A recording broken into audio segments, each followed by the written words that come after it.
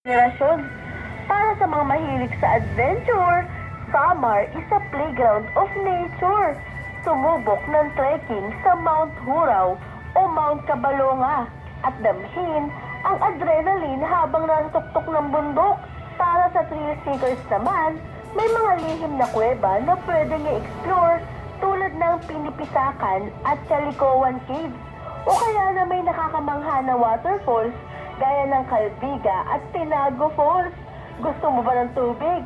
Aba, magkayak o mag-swimming sa mga ilog at lagoons sa Baysea o Borongan o mag-relax sa beaches ng Kalikowan at Catbalogan habang pinapakinggan ang hampas ng alon. Kung ikaw naman ay culture enthusiast, may mga lumang simbahan at heritage sites dito na pwede mong tuklasin. Pati na rin ang mga pamilihan at bayan na puno ng lokal na kasaysayan. Sa gabi, lasapin ang lutong waray, kinilaw na isda, ginataang seafood, native rice cakes at marami pang iba na tiyak magpapasaya sa iyong palasa.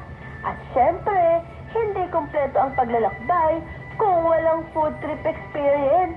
Bukod sa kinilaw at ginataang seafood, subukan ang binagol at moron bilang pasalubong.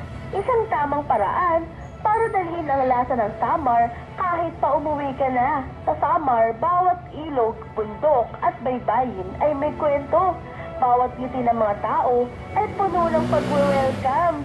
Kaya naman ano pang hinahanap mo, punta na sa Samar! Lourdes Magtunaw po, patuloy ang paglalakbay para tuklasin ang ganda ng bawat sulok ng Pilipinas at ng buong mundo.